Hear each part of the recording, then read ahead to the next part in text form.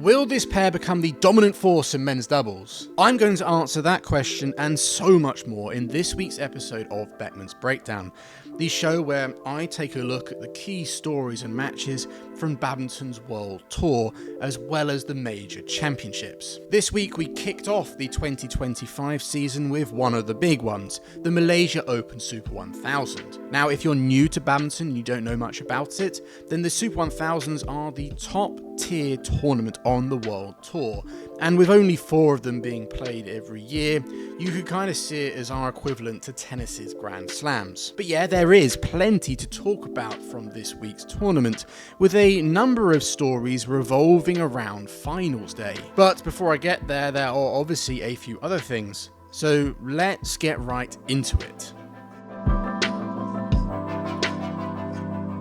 The very first day of the Malaysia Open wasn't a particularly good one if you were a Malaysian badminton fan, and I say that for 2 main reasons.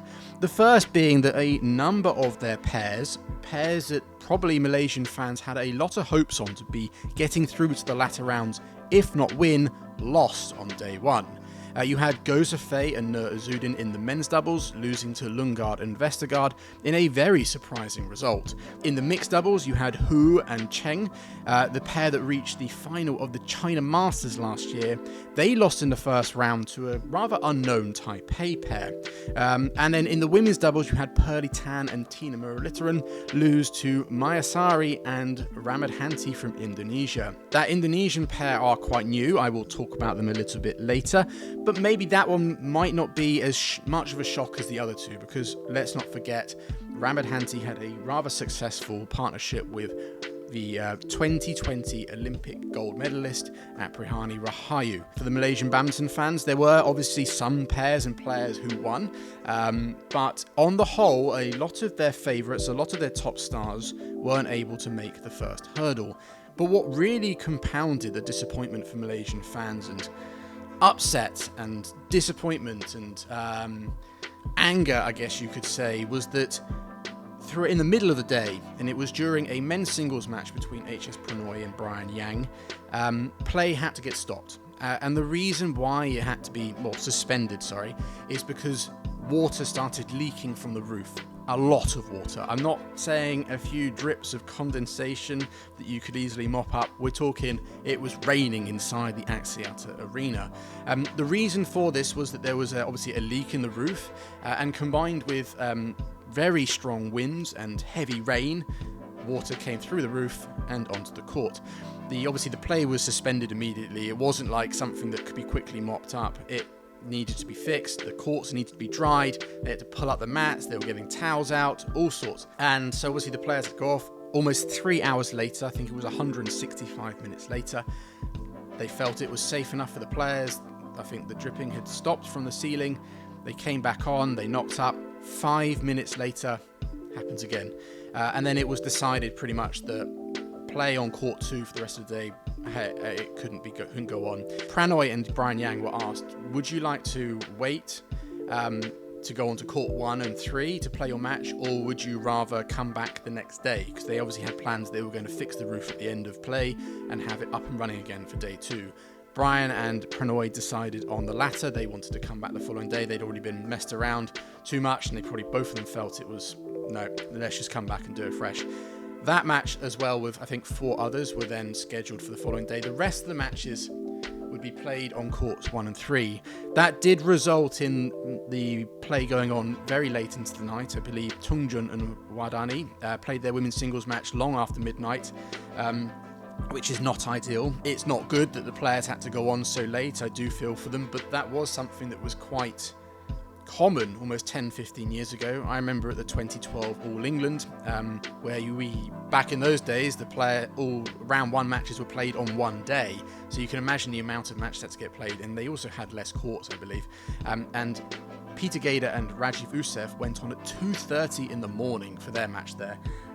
Absolutely shocking, especially when you consider that was Peter Gader's final All England. Not exactly a send-off for a former champion. But anyway, back to the Malaysia Open. Obviously, this caused a whole hoo-ha. There was a lot of people posting about it on Instagram, Twitter, writing news articles, making videos about it. I posted about it, and at the time when I posted, I didn't quite know the full story. Obviously I was talking more about how this is bad for the players. I felt sorry even for the court officials, all that kind of stuff. But I didn't know the whole story. But since then, obviously, I've read a couple of articles. I've looked around. Obviously, people have filled in some of the gaps. Some fans have messaged me kind of telling me what's been going on. And I found an article from The Scoop. And in it, they basically said that I think for the last year and a half, the roof on the ex-Adidas Arena has been under refurbishment because it hasn't been replaced since like the 1998 Commonwealth Games.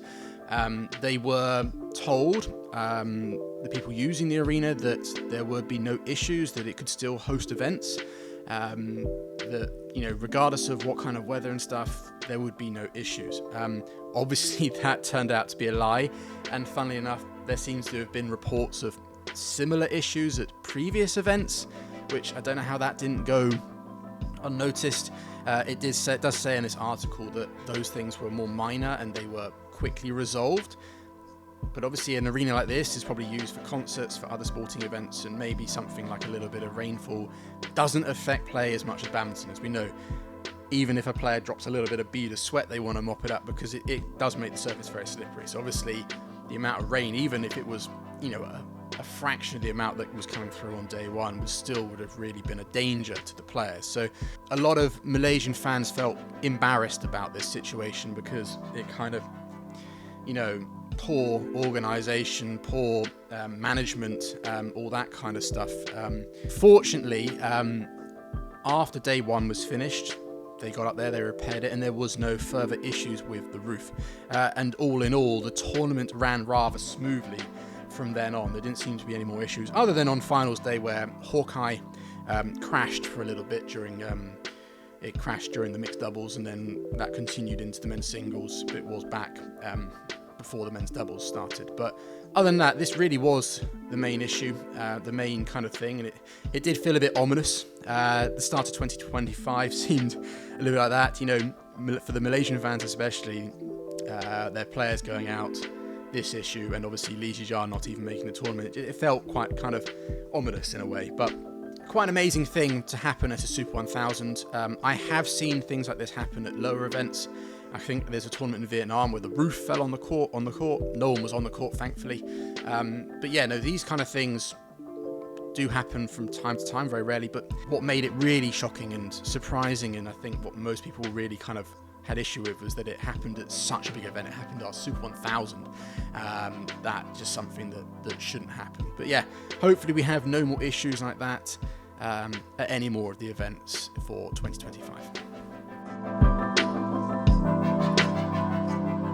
Okay, so following on the theme of disappointment, switching my attention from Malaysia to Indonesia now.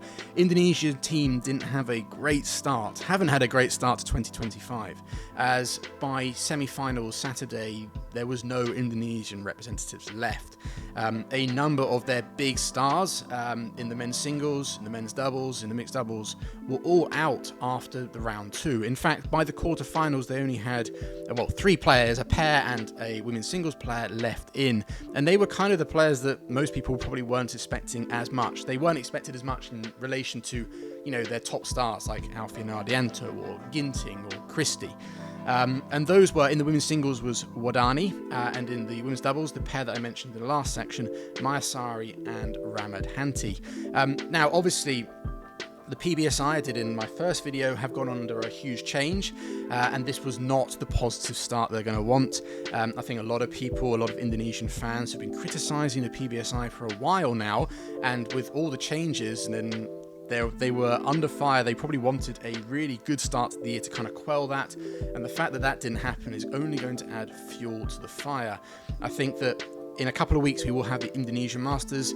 They're going to need some of their players to really pull it out the bag to kind of get the Indonesians crowd, the Indonesian fans back on their side. But back to here, I must say that yes, it was disappointing. I watched a number of the matches of the Indonesian stars, and they were rather underwhelming. Christie lost to Tomo Popov. Popov's been on the rise. He's always a dangerous player, and first rounds are always dangerous for anyone, you know, when you're getting used to the conditions, especially the first tournament of the year. With Ginting, I felt, okay, we all know he's a hot and cold player. Came through his first round okay, and then was just not on court against Vititzan. He looked rather slow and sluggish for Ginting. His arm was quite heavily taped, and he didn't seem to be going for full power smashes, so I'm not sure if there's any injury issues there.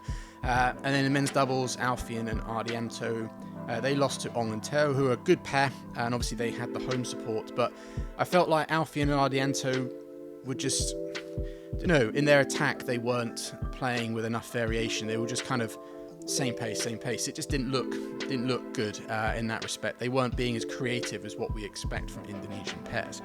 But, okay, so it wasn't a positive start. It wasn't a great start for Indonesia, but there are some positives. And I think that the positives are that the players that got through to the quarters and put in good performances are relatively new, relatively young. So maybe there is some hope for the future. Wadani has been slowly proving herself. She had a great 2024 with some very memorable matches and some great results. And she got to the quarterfinal here. Obviously, she beat her compatriot in that late match on day one.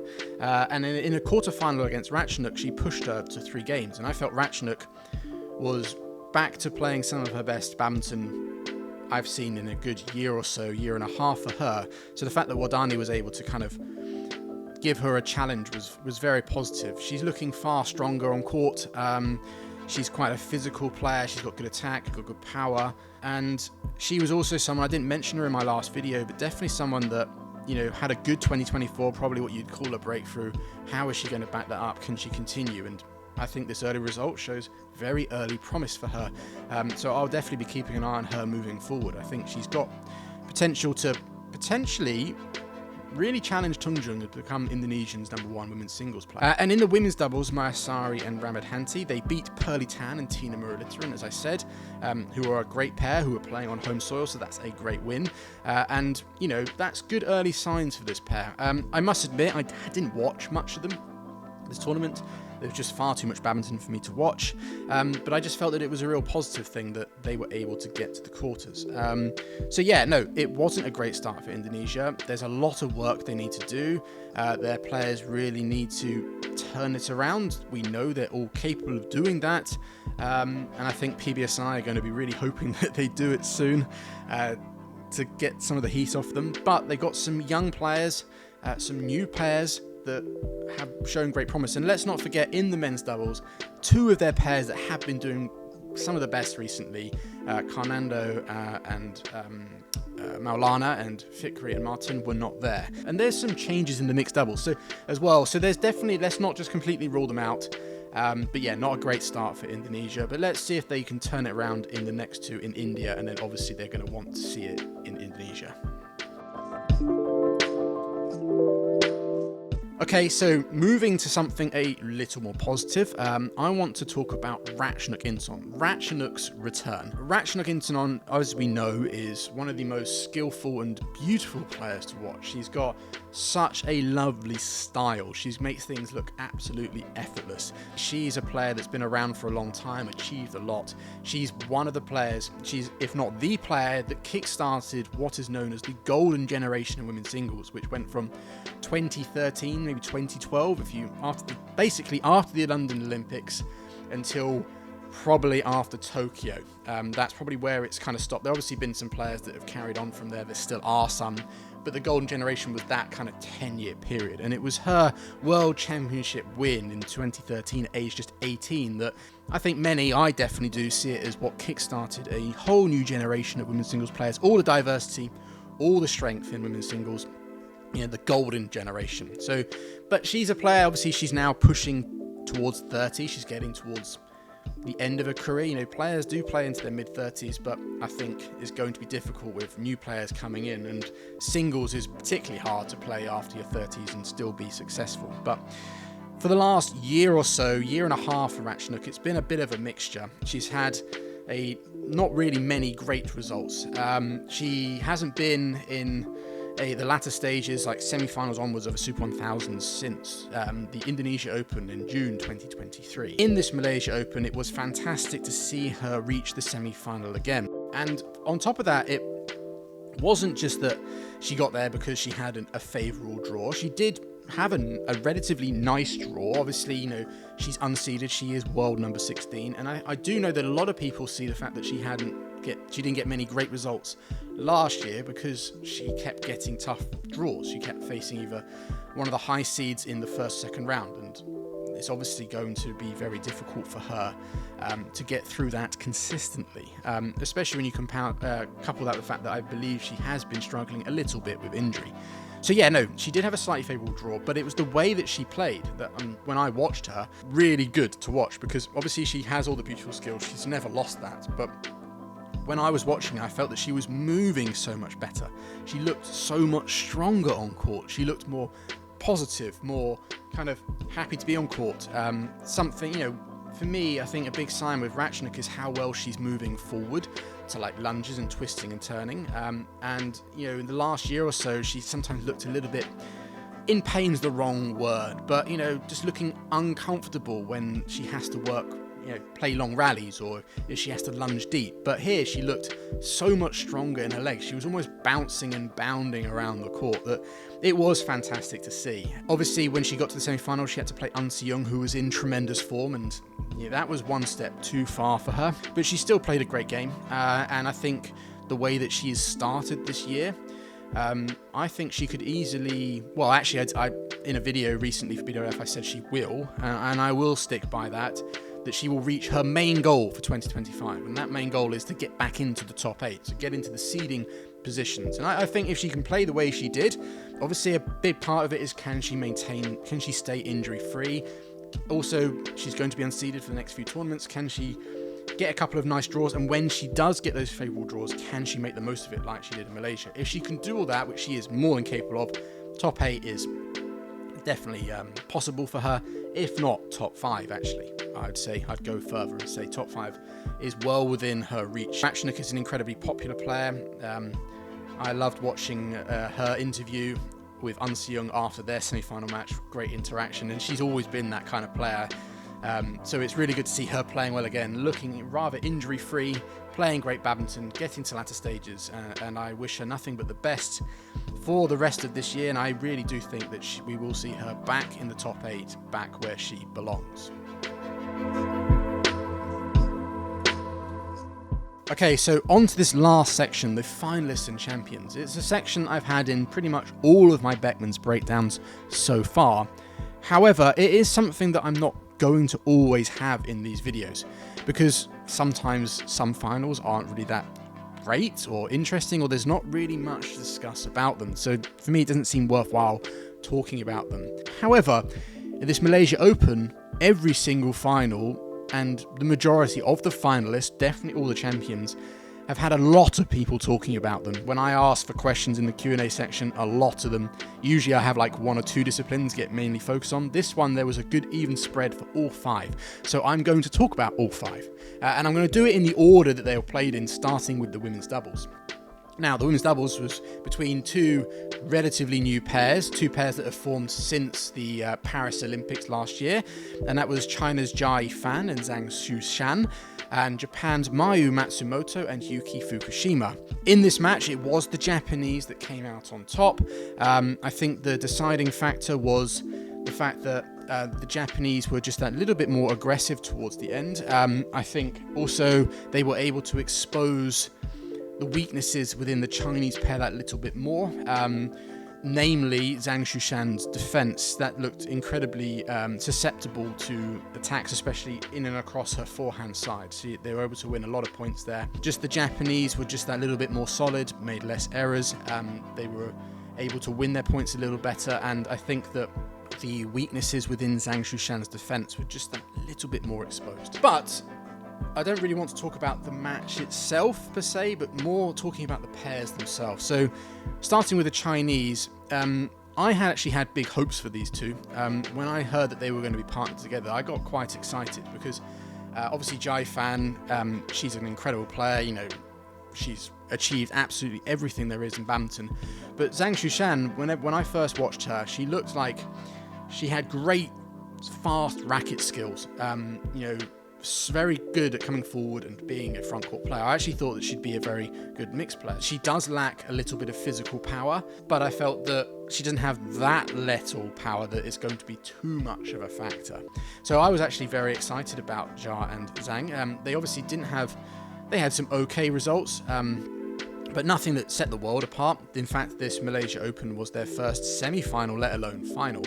And maybe this result will give Zhang Fukimoto and Jia Yifan as a pair a little bit more confidence. I think that confidence is required a little bit more for Zhang. I already said that she looked a little bit exposed in her defence, but I feel that she's in that stage where she has achieved some good things with her previous partner Zheng Yu, but I think she's feeling a little bit of the pressure that she now needs to deliver. She's now been partnered with Jia Yifan, obviously someone who has achieved absolutely everything, and someone who is very motivated to achieve even more. I think Jill Clark said that on the bus over to the finals that this partnership is confirmed going forward, and that Jia Yifan really wants to prove to everyone how good a player she is, and so she's very keen and motivated to win far more badminton. Her badminton career is far from over, so I think that might actually put a little bit of pressure on someone like Zhang. When I say things like that, it makes it feel like she was like riddled with nerves and she was terrible. No, she was actually really good. They had a really good week. They played some great badminton, and she definitely isn't too much of a weakness within the partnership, but she is the weakness. Like I said, her defense,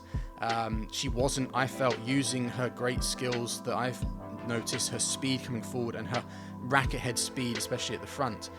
Didn't see it as much, especially in that final. For the Japanese, again, they've had a really good start. Last year, what did they do? I can't quite remember their results actually from last year for right now, but I know that they got to the latter stages of a number of those tournaments, and obviously now they've won the Malaysia Open Super 1000. For me, I spoke about this pair before. I feel like they're a good matchup. They both have their strengths kind of do work well together, but their weaknesses from their previous partnerships are kind of absorbed a little bit with this new one. So like I talked about, Matsumoto and Nagahara weren't the fastest, most agile pair. They had great power, but now obviously Fukushima can help kind of cover any gaps that Matsumoto might leave. And likewise, Fukushima and Hirota weren't the most powerful or, creative pair. They were just very, very solid, very, very fast, and were kind of relentless in the way that they approached their badminton. Obviously, Matsumoto gives that little bit more power and danger. She has the ability to be very creative out of nowhere, something that Fukushima and Hirota weren't able to do. So I feel like they do marry up quite well. Obviously, they've got a great relationship on court, which I think has been a huge part of success. They're really enjoying their badminton. Obviously, they're older, they're more experienced. They've gone through heartbreak of 2 Olympic cycles that didn't go well for them, and I think they're just now trying to take it match by match, enjoy it. I think when they were interviewed after the semi-final, their goals for the year were to just improve their communication, which the communication seems pretty fine, but just to stay injury-free. There was none, we want to be this, we want to win that. I think they just want to be able to enjoy their badminton, not get injured, and you can see that when they're on court. They were smiling and laughing, and I think that really did play into them winning this week. So they were great to watch. I must say, if I was to knock them just a little bit, sometimes they can get dragged into just kind of rallying and not really doing much, being quite passive. I think Jill Clark mentioned that a little bit often, a few times throughout the week, and I would agree. I especially used to notice that with Matsumoto and Nagahara. They would sometimes just almost be doing nothing on court.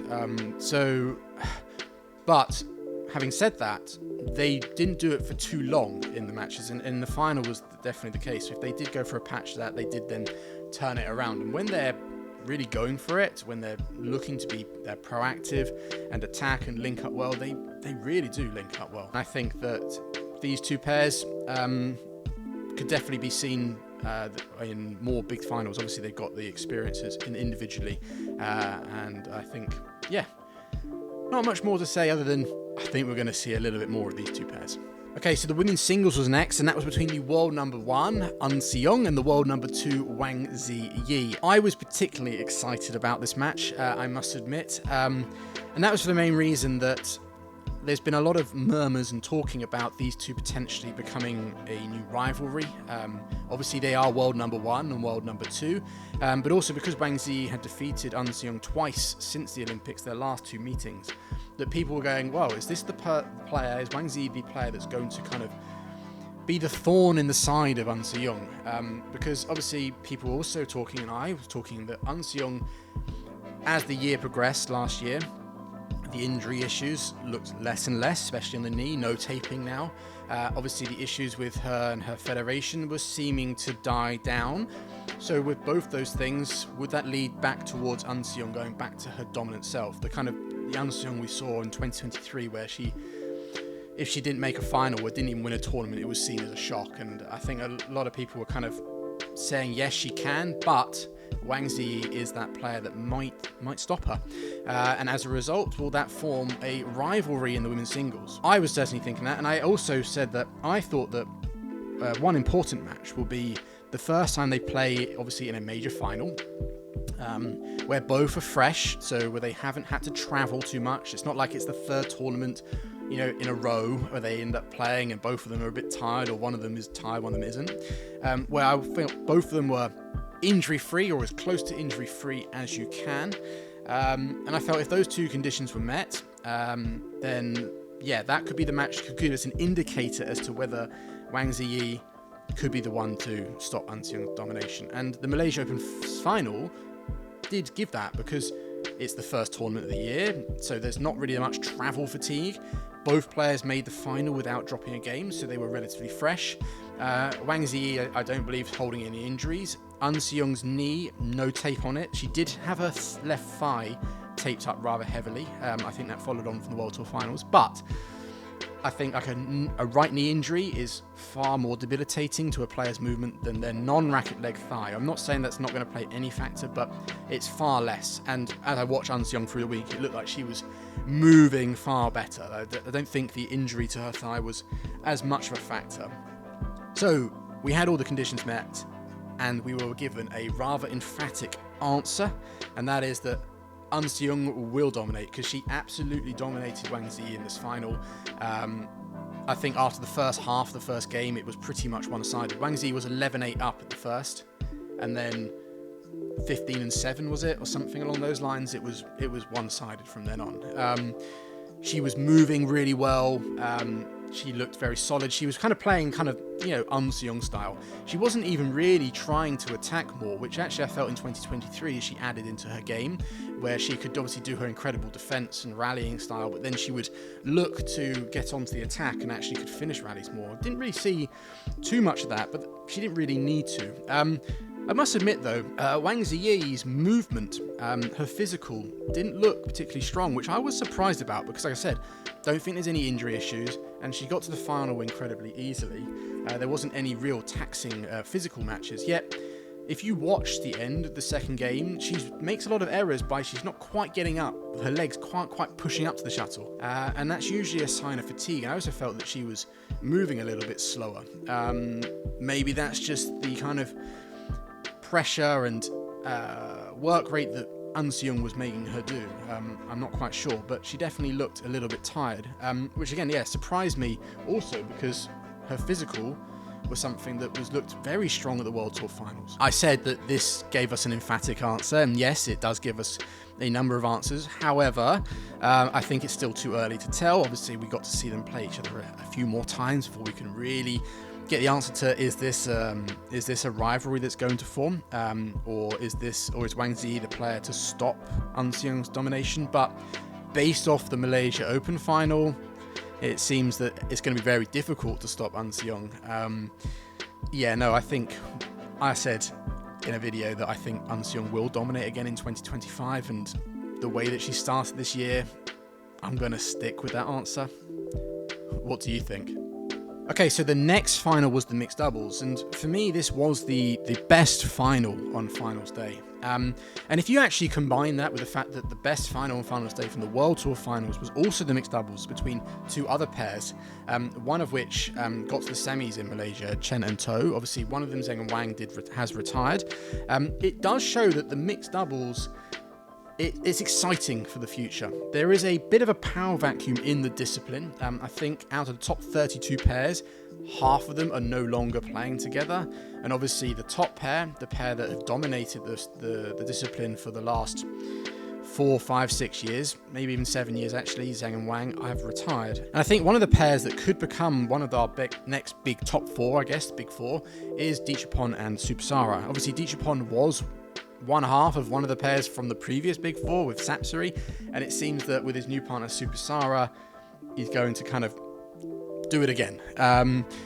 They won this match against Feng Yanze and Wang Dongping. It was a really exciting match, and I think what was really impressed me was how, there's a couple of things.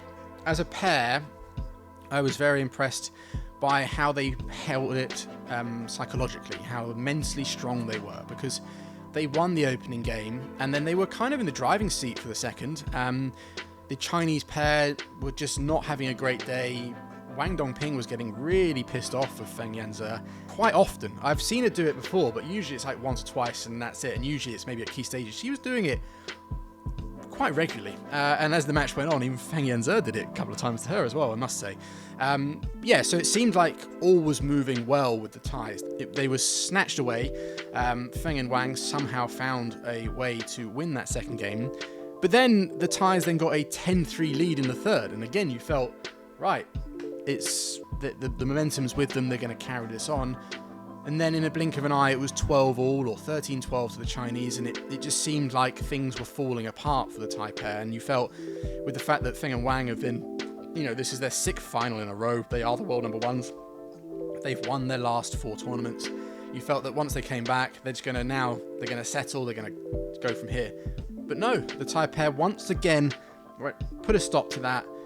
Obviously, it then got closer a bit, and then they managed to pull away and win. And even at 19-16 or 18-15, when the Chinese then called on for a medical timeout, which again, off the back of a 3-point run for the Thais, and killed the momentum, and then the Chinese caught up a couple more points. You're like, oh. But no, again, the Thais held strong, and they managed to come out on top as winners. Really, really impressive mental strength and great teamwork. And I know that's something that Dechapol has spoken about. He posted it on his Instagram saying, teamwork is what matters, and their teamwork is getting better and better. And actually, that's something that I feel that throughout this whole week was such a noticeable difference from when I watched them last year. Because last year they were good. They obviously won the Kumamoto Masters. They won in India, the final tournament of the year, the 300. And they were doing well elsewhere. They've always been doing quite well. But one area that I felt that they weren't so good in was obviously their organisation, especially in the first 3 or 4 shots. Dechapol, when he was with Sapsari, would usually do a return to the net and stay there because Sapsari was so strong at the back. Whereas obviously Supissara is much stronger at the front. She still can play from the back, but she wants to get forward a lot. So obviously that changes the dynamic, and I felt that there was just a little bit of confusion, might be the wrong word, but they hadn't quite figured it out.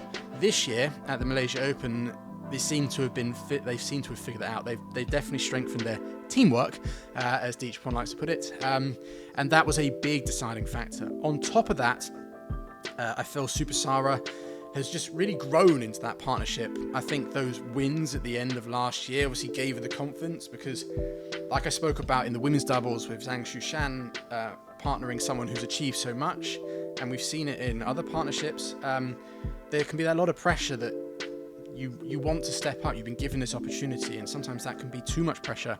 And I think that Supissara obviously felt that, but with winning those tournaments in 2024, gave her so much more confidence, and you could see that.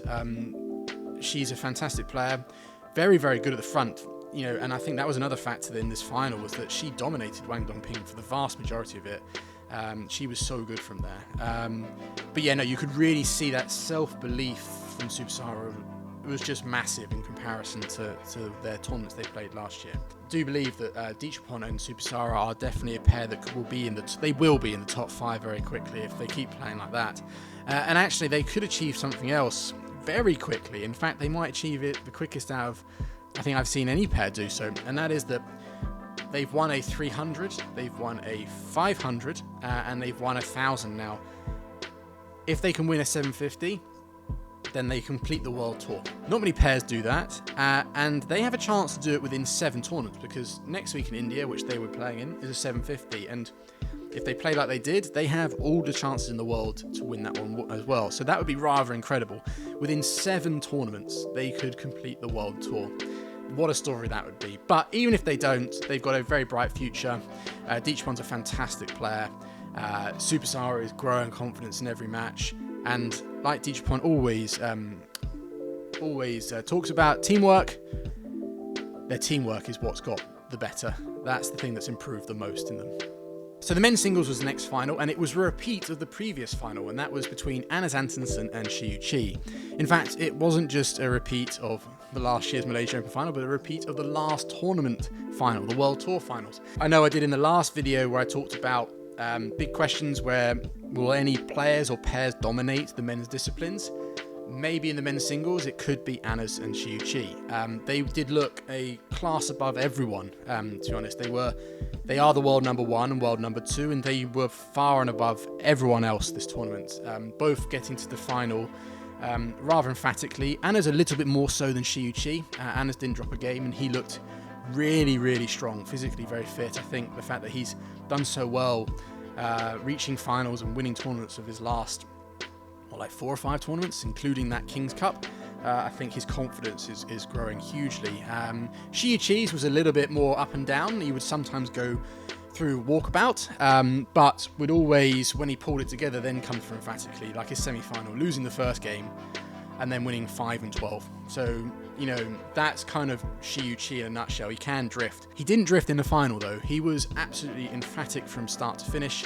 I think, really, Anna's only really looked in it in the match for the first half of the second game. Other than that, if you take that bit out, where it was still even, then he really wasn't competing with Shi Yu Qi. I think Shi Yu Qi was able to dominate the net, made Anna's twist and turn, and made him play the big court, where Anna's movement, he's a good mover. Obviously, you don't get to his level if you're not, but if you had to lay out some weaknesses, is kind of movement right to the corners, and Shi Yu Qi was able to do that quite well. So obviously I have to say, what a turnaround it has been for Shi Yu Qi. If we look at him post-Olympics, where he was really struggling, and there were, he had injury issues, and he was talking about how he's not sure if he'd even want to continue, to obviously coming back, China Masters semi-final, winning the World Tour finals, and now starting 2025 with a win there too. Really, really impressive turnaround. I think someone on Reddit said that his therapist needs to be given a raise, and I would concur with that. I don't know what he has done to change this around, what was said to him, or whether it was that little break. If we remember, after the China Open, he took some time off, or after that team tournament where he was stretchered off ill. I think he took a little bit of time to kind of just probably to himself, and I think that obviously was allowed him to reflect and kind of just get himself back on. But whatever he did, what a turnaround. And yeah, like I said, men's singles and men's doubles is very open to someone coming along and dominating, and kind of taking that discipline by the horns. And Shi Yu Qi is clearly that player that people are probably looking to do that, as well as you can't obviously overlook Anna's as well. So maybe those two are the two that will take it. For me, I think it's still obviously too early. Those two are the two players in form, but things can change very quickly, and there are some very talented players below that if they get their game together, they could easily step up and take over that role themselves. But for now, it seems like it's going to be Shi Yu Qi and Anna's taking the men's singles by storm, basically. And the last final day was the men's doubles, and that was between Kim Won-ho and Seung Jae and Chen Bo-yang and Liu Yi. In this final, Kim Won-ho and Seung Jae did come out as winners. They were the expected winners, even though this was their first tournament together as a pair. And I say that not just because of the way they played, but also obviously their history and experience. Seung Jae is the reigning world champion in the men's doubles, and Kim Won-ho got to the final of the Asian Games in the men's doubles. So they had vastly more experience than their Chinese opponents. I think one thing that was a little surprising was that actually the game went to 3 games. Chen Bo-yang and Liu Yi won the first game to 19, but then the experience and the quality of the Koreans came through, and they ran out winners 12 and 12, so rather comfortably in the second and third. I must admit, I haven't heard or watched too much of the Chinese pair, but they were definitely impressive. For me, they're a little bit of a kind of generic Chinese pair, very fast, very strong, always looking to play fast. So a lot of people have asked me, what do I think of them and their future prospects? I'm not entirely sure. They could easily be the kind of pair that would go on and do really well and be one of the Chinese top pairs, or this might be it for them. This might be their best ever result, and not that we don't ever see them again in latter stages, but they never replicate what they did here. It's very difficult to see. We've seen this happen with Chinese pairs before, with pairs in general before. There's nothing that stands out to me that makes them seem like above anyone else in the men's doubles, and obviously with men's doubles being pretty open as it is, I think it's far too early to tell. For Kim Won-ho and Seung Jae, it's a slightly different matter. I think this pair could be a pair that could dominate the men's doubles. Again, it is too early to say. This is just one tournament, but the way that they played and the way that they link up so well, and their skills and everything, they've just got like a complete game. There's very little holes in them. They've got an incredibly strong defense, as to be expected from being a Korean pair. They're equally good at the front court and the back court. I would say Kim Won-ho is a stronger front court player and Seung Jae is a stronger rear court player, but both of them are very good in the opposite way. It's very difficult for pairs to kind of figure out how to get them into a kind of a weaker situation. Not only that, they're very composed on court. I think both of them, almost especially Kim Won-ho, have almost got ice in their veins. They read the game really well. Some could say they lack a little bit of firepower, but not really. They can still hit it very hard, and they play with good variation as well. I think also on top of that, obviously, those things, what they also have is, obviously both players have had great mixed results. Seung Jae is the world champion in mixed. Kim Won-ho got to the final of the Olympics. And they actually use their mixed skills quite well. There were times when they were playing where it did seem like we're watching a mixed partnership play. And I think one big area is their ability to be able to kind of push and nudge shots into the mid-court and find gaps. They're not someone that just goes blast through pairs. They can do that. There was a number of times where I saw them kind of inject a lot of speed, especially Kim Won-ho, changing angles, dum dum dum, like this, and be able to kind of work, break down defenses from the mid-court forward.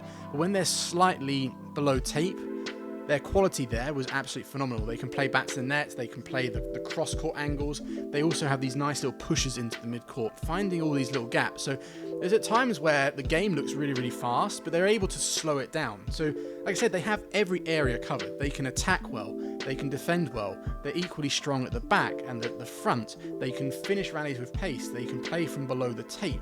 They are very cool, calm and collected. They can play patient rallies. They're physically look really, really fit. I mean, the list of attributes that you would list off for what is required to be a world-class men's doubles player, they tick pretty much every single one.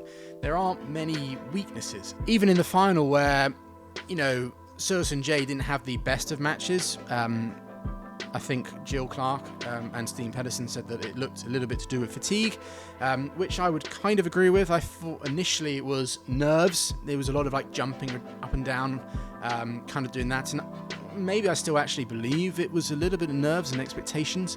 Obviously they were even though it's their first one together, they were the favourites for that final, and I think the way they've been playing all week, they wanted to finish out strong.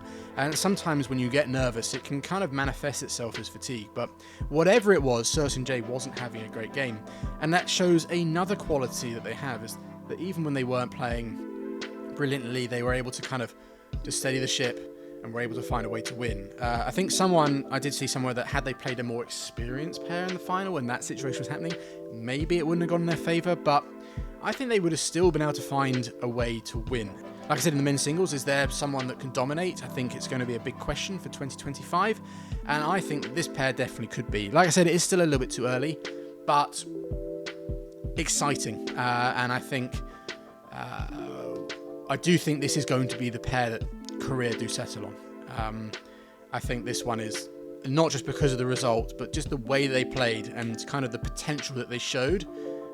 It's limitless. We could be seeing another Ha Taekwon and Kim Dong-moon sort of situation, or a Yu Yong-sung and Lee Yong-dae situation where we have a Korean pair that could just be winning all those big tournaments and being the dominant force within the men's doubles. But yeah, what do you think about that, actually? Okay, so moving on to the Q&A section of this episode now. Firstly, I want to thank all of you on either Instagram or YouTube who sent me in your questions. I have been absolutely inundated with them. I think I've had more questions for this episode than all my other episodes combined. Difficult to actually pick out a few, but I'm going to do so and answer them to the best of my ability. Starting with this first one. Who will be the next big four in the mixed doubles? For me, I think we already have a big four in the mixed doubles. They're not quite the top four ranked pairs at the moment, but three of them are. That is obviously the world number one at the moment, Feng Yanze and Wang Dongping. Obviously number two, Zhang Zhenbang and Wei Yaxin. I think the top two Chinese pairs are going to be our big four, part of the big four anyway. The other two, I think, is going to be Malaysia's Chen Tangji and To Yiwei. They've really come into their own, and they've got every single attribute you need to be a great mixed pair, and I think Nova Widianto's influence on them has been absolutely immeasurable, especially with To Yiwei. And the other pair is the pair that won in Malaysia, Dechapol and Supissara. They showed to me, last year I thought maybe they could be back up there, they could be a top 5 pair or definitely top 8, but after the way they played in Malaysia, my thoughts of them have gone up even further. I think they definitely could be our top 4, part of our big 4, especially with Dechapol's experience and the fact that Supissara is just getting better and better. So at the moment, that's how I would see our next big top 4. Things can change, obviously. There are other pairs that might have a say in this. There might even be pairs that we haven't quite seen yet. As I said, the mixed doubles is changing. There's a lot of pairs shifting around. Maybe there's a new combination that's going to come around and take the mixed doubles by storm. There's a few others I have my eye on, but I'm going to keep that to myself for now. But I think if you had to answer this question, those are my top 4. Those are the ones I think will be the next big 4 in the mixed doubles. Is Shi Yu Qi and Anderson the next big men's singles rivalry? Well, I already said that obviously they are the world number 1, the world number 2. They are definitely 2 players in the best position right as of now that could take that discipline by storm and dominate it. They were far and above better than everyone else at the tournament in Malaysia. In terms of a rivalry, I'm not entirely sure about that. I think there's more factors going into a rivalry other than just being a world number 1 and world number 2. But if they obviously continue to make finals more consistently and face each other, then of course it's going to be a rivalry. I'm not sure it's going to be... I don't quite see it as one that's going to be remembered in years to come. It's not quite got that... I don't quite know how to put it into words, but it doesn't quite strike you as obviously a Lindan Lee Chongwei or Kento Momota and Victor Axelsen, although some would say that one is a bit of a one-sided rivalry. But yeah, we might see I could foresee it being a rivalry for a period of time, but I'm not sure it's going to be one of those rivalries that we're going to look back on and think, remember it fondly. I think it's going to be maybe a short-term thing. But yeah, the men's singles is still incredibly open. And so is this the next big rivalry in men's singles? Too early to tell, to be honest. Do you think the BKA will still change their men's doubles, or will they settle with Kim Won-ho and Seung Jae? Again, I've already kind of answered this question, but I think that they're going to stick with Kim Won-ho and Seung Jae. Obviously, they won in Malaysia. They played really well, and I think it's the fact how they played and how they beat, say, like Liang and Wang and Rankireddy and Shetty so convincingly that I think it gives a big case for them being a partnership. I also think the fact that their other pair, Jin Yong and Kam Min Hyuk, although they lost in the second round, I actually think they're quite an exciting pair. And I also think the fact that having a left-handed, right-handed combination, having two pairs like that, does work really well. I know a lot of people were quite excited by two left-handers playing together, but I think the left-right-handed thing in men's doubles opens up so many kind of combinations within gameplay that I think it's just something that they're not going to pass up on. And just add to the fact that how well they played, and the potential they have to dominate the discipline and to win major tournaments, I think they're going to settle on this, but who knows. But if I had to be a betting man, I would bet that it's going to be Kim Won-ho and Seung Jae becoming a solid and partnership that we're going to see for the next Olympic period, as well as obviously Jin Yong and Kam Min Hyuk. Okay, I'm not sure, I'm just going to say it how the guy worded it, but what the Axelsen ? Now, obviously, I think this is to do with the fact that Victor Axelsen lost relatively comfortably to Lee Chuk-yu in the first round of the men's singles. And it's a kind of result that's kind of further compounding this theory, this thought that Victor's time at the top is over and that his domination is done for, and this is pretty much him. He's into his 30s. He hasn't changed his game style ever since he started, and it's kind of catching up to him. I think Father Time's caught to him, and Victor's time as a men's singles champion is over. I don't quite see it as that. I think it's far too early to say, because Victor Axelsen is incredibly professional.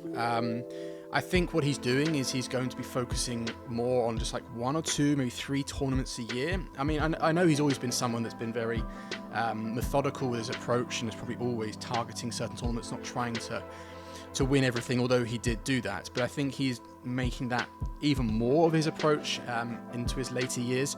You also have to consider that he's had some injury issues the last few months. I think they were spoken about his calf and other issues.